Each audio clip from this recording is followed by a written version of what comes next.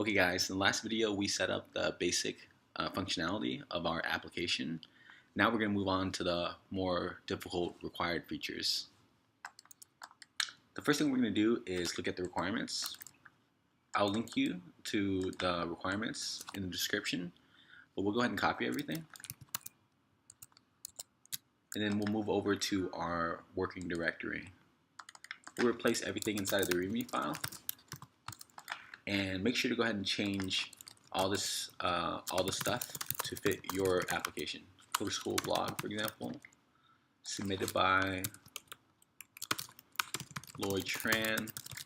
Some of these we can't fill out right now, such as hours spent, Heroku URL. But here we can see that there's a list of things that we need to do. So, for example, users can create, edit, and delete articles from the database using the Rails application. All right, so we got to think about that for a little bit. How's that going to work? Well, ultimately, in web programming, what we're going to need is endpoints. And what do I mean by that?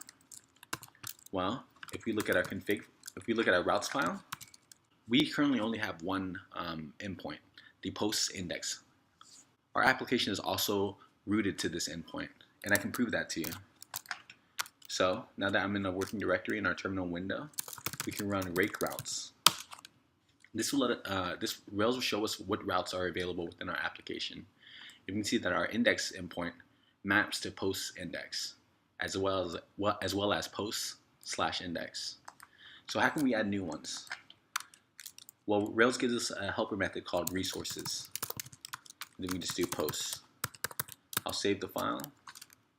I'll run the rake routes again, and now we can see that automatically Rails gave us additional routes, such as an index, create, new, edit, show, update, and destroy. And the verb here is the HTTP verb, which is used whenever we submit the request to the server. Okay, so how are we going to use these endpoints to allow a user to create, edit, and delete articles? Let's start off easy and just do the simplest thing we can do.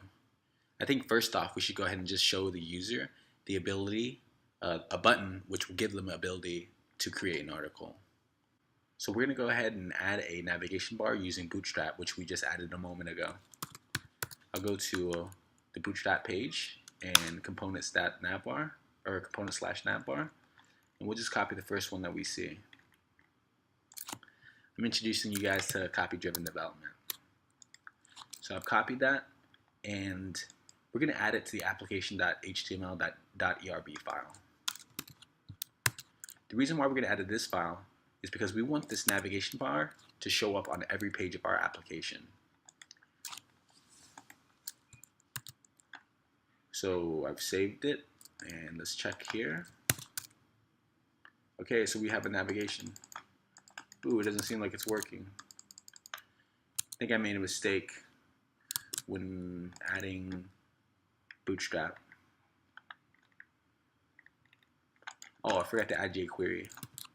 So let's go ahead and add this to our gem file. I'll put it right here. We'll copy these 3 lines and add them to our application.js.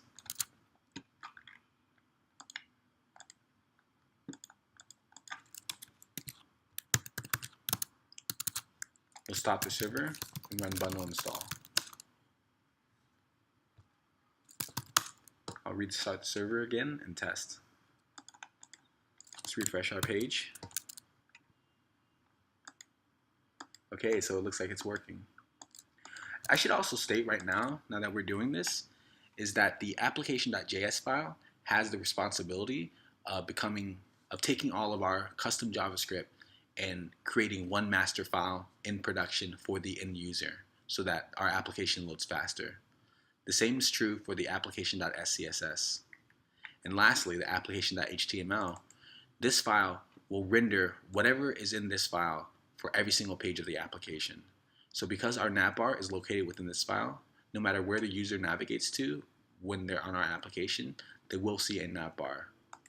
The yield here on line 36 specifies what other content will be produced based on the route and controller. Okay, so let's go ahead and get some margin in here. So I'm going to go ahead and add a container. Bootstrap is awesome because it helps us to not have to write so much CSS. Okay, that's looking better. And let's just customize this a little bit. Say CoderSchool blog. Okay, so we're going to go ahead and create an Okay, so we're now going to go ahead and show the user the appropriate button within the nav bar. I'm going to go ahead and look at my routes that I have available. So we see right here that we have /posts, which maps to posts index. We also see posts create. Posts here specifies the controller, create specifies the action. And these prefixes are what we can use as helpers that Rails gives us to specify an endpoint. And I'll show you what I mean. So for example, the ones that don't have anything underneath it, you can look above it for the previous prefix and add URL and simply change the method. So I'm going to go ahead and link to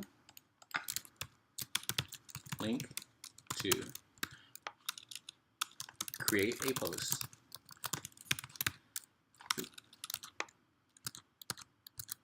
Post path. By default, we have to add path to the end of these prefixes. So I'm going to save it and refresh. And let's see if this works.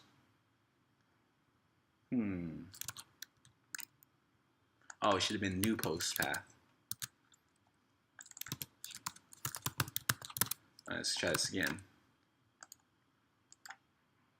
Okay, so that's what I was expecting.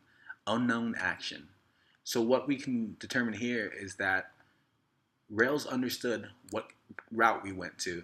Rails also understood what that controller that route mapped to, but it did not understand the action. So let's review once more. We go to routes.rb. Resources gives us a ton of different routes. Rails understood the route that we specified. It mapped to a controller, our post controller. And here are our actions. Right now we only have one action. I'm going to specify the new action. And what do you think will happen right here? Well, what's going to happen is that Rails will make a new error. It will complain about something else. It will say unknown template or missing template. Missing template. So now Rails understood what action we wanted, but it didn't know what template to render. By default, in a post controller new action, Rails will look inside of views, posts, and what file. If you said new, then you're correct. So I'm going to go ahead and create a new.html.erb file.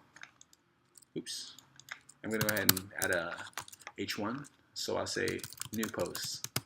Save it. And if I refresh this page, Rails will be very happy. There we go. So we've now gone through the complete MVC framework. It gets more complicated later on, but for now, just know that we've hit all three of the main components. Okay, at this point, we need to go ahead and create an instance of a post to work with. So inside the post controller, new action, I'm going to do @post is equal to post.new. And then within the new, we're going to use a form tag. I'll use some embedded Ruby tags. Form4 @post do f for form. Let's go ahead and close it off. And we'll go ahead and add some HTML tags for legibility. And we'll do f dot is title. And then we'll do f dot text field title. Let's make sure this works. Okay, so now the user can enter a title. Let's do the same thing, except it'll be for our body. Do body, and instead of field, we'll do text area and body. Okay, so now we can enter a title and a body for our post. Lastly, we're going to go ahead and need a submit button. f.submit.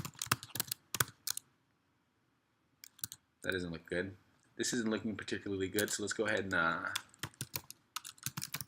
clean it up.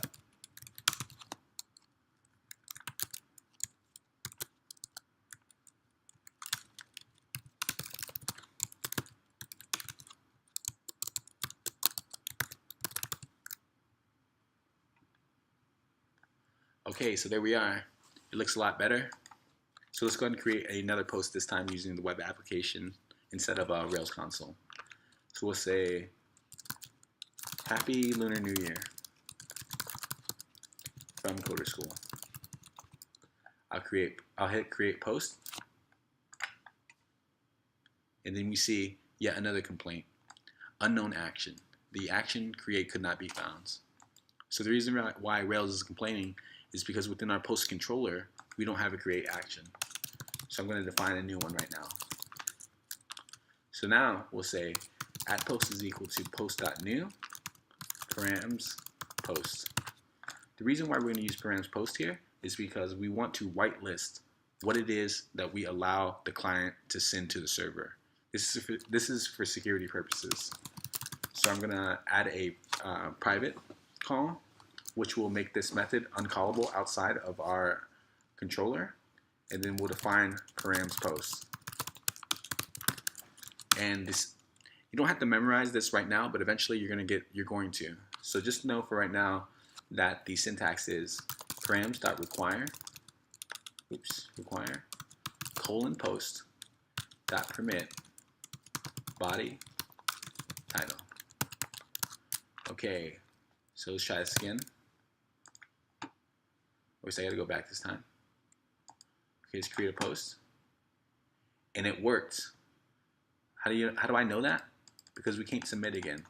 But the problem is we didn't do anything after we created. We need to do something to let the user know that the post was successfully created. So we'll do if @post.save redirect to post path, else redirect to post, redirect to post path. Okay, so let's refresh one more time. Go. Okay, so there we go. The post was successfully created by the client. A request was submitted to the server, giving us parameters, a body parameter, as well as a title parameter. And then it was redirected. The client was redirected. So there's a lot going on right now. I know it's a lot to take in at once. So just don't worry about it if you don't know everything. We're gonna go slow. But notice that it was processed by the post controller create action.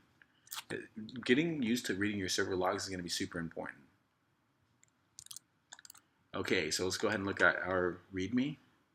Users can create, edit, and delete articles from the database using their Rails application. Okay, so we finished creating. Now we need to do edit. So in order to edit a post, we need to be able to look at an individual post. And how can we do that? Well, typically in blogging applications, you can click the title or the body and then be navigated to a page which will show an individual post. So what we're going to want to do is look at the post show, post underscore path. So how we're going to do that is inside of our post index action, or our post index, we're going to change this title to be a link. So what we're going to do is we're going to keep it as h3 tags, and we're going to now use another helper method that Rails gives us. Link to post.title. This will be the first argument for link to is what the link will be titled as. And the second argument will be the route. So post path, and then we have to give it a post to link to. So I'm going to delete this, save and refresh. And you can see that these now become links. And check out right down here. Notice how the ID changes. because this is pathing us to a different post. Pretty cool, right? So I click it, it's going to complain. You should be familiar with this one by now. The action show could not be found. So what we're going to do is look at our post controller, define our show action, and now we're going to use some of the Ruby magic or the Rails magic to find a post. So we do @post is equal to post.find params ID. Now, when we get to this controller action, Rails will look in our posts folder within views and look for a file called show.html.erb. This is convention over configuration. Okay, so now we'll go ahead and say,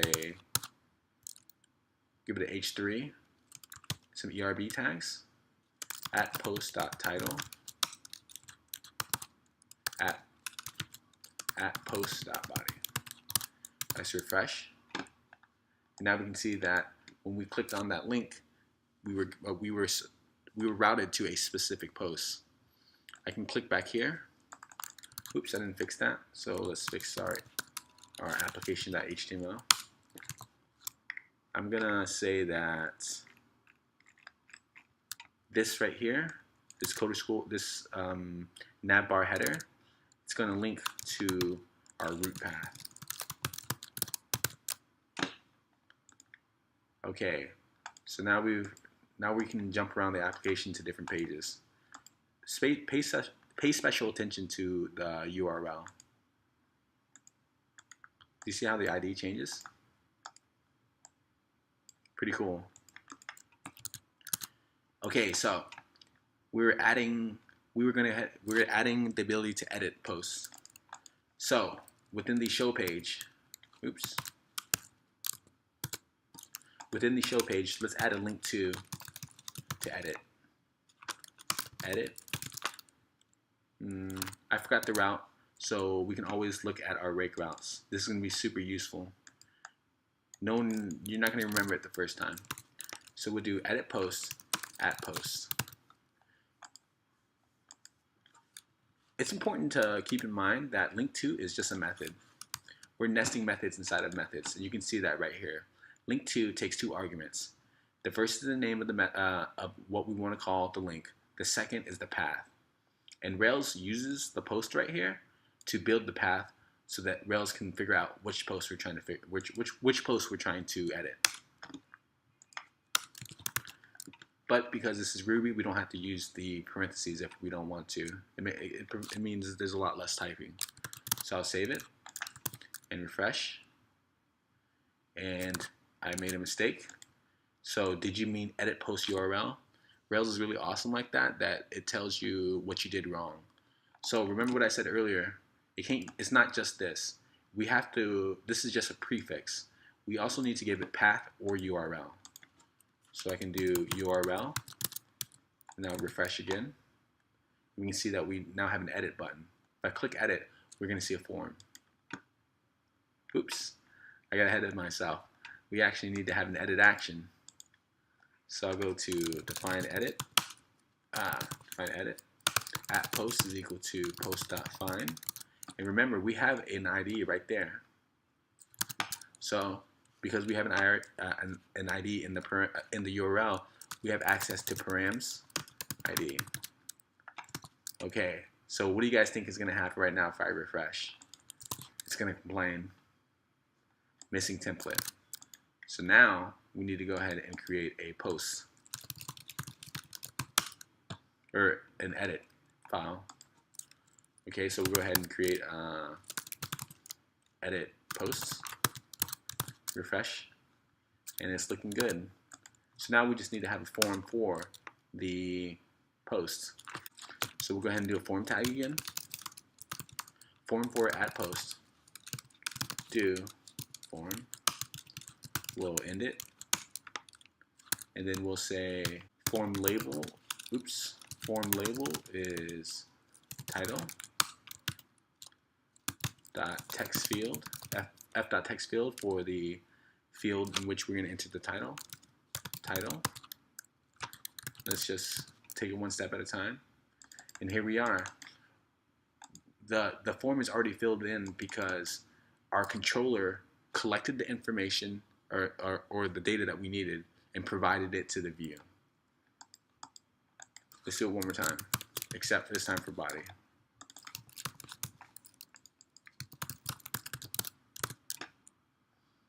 Nice. Let's add some styling.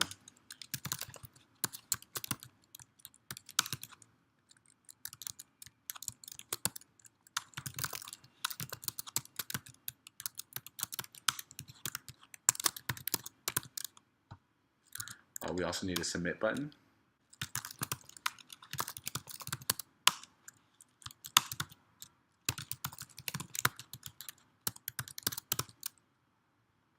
Okay.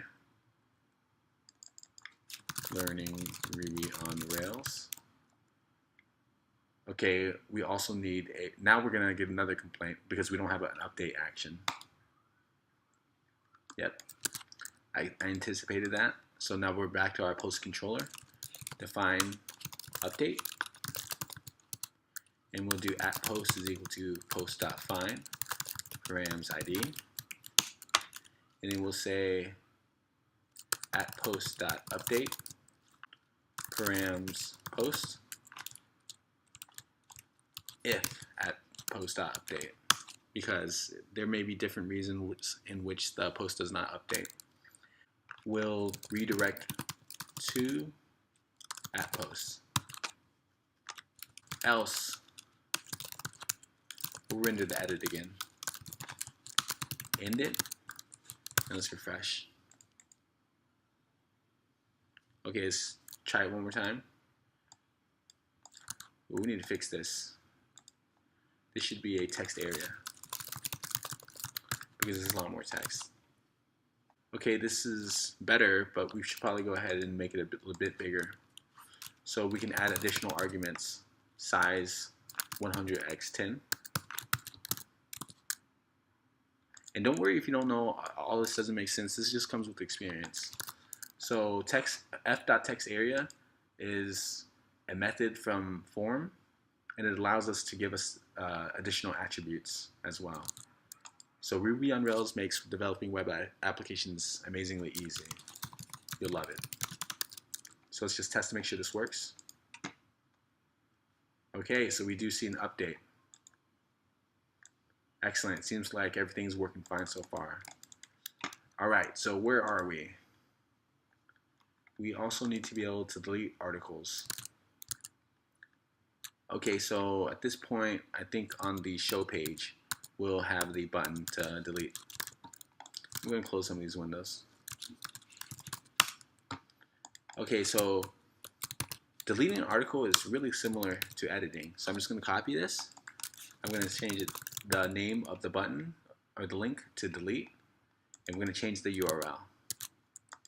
So we're looking for post destroy, which is right here. But notice how the prefix for get, patch, put, and delete are the same. So what we need to do is change it using a different method. We're going to provide an additional argument to the link to method. Remember, link to is just a method, and it seems more obvious whenever you add parentheses. So the additional argument is going to be method : delete. This will hide a secret flag within the form tag that tells Rails that despite this being a GET request, we're deleting data on the server. So let's go ahead and refresh. I'll click the page and we see we have delete right here. So let's see if this is going to work. No, it doesn't. And that's because we don't have a delete action. I know this is getting old, but you're going to really have to memorize this. So we're going to specify a new method, delete, and then we're going to find the post using the URL and then destroy the post. So we'll do @post equals post.find params ID. Oops. And then we'll say if @post.destroy redirect to post path. That'll give us the index page of the post. We'll go ahead and do the same thing from whether or not it fails right now. So I'll refresh it. It's actually going to complain. The action destroy. Oops, I named it wrong. It's destroy, not delete. Okay, so you see that that post went MIA. Let's create another one. I'm going to destroy this. Goodbye. Okay, so our post is right here. I'll click it and delete it. And now we see that we no longer have that post. Excellent. So we can go ahead and update our README file. Users can create, edit, and delete articles from the database using their Rails application. Done. User can create a new article formatted using Markdown language. All right, we're going to work on that one next, but first let's go ahead and take a quick break.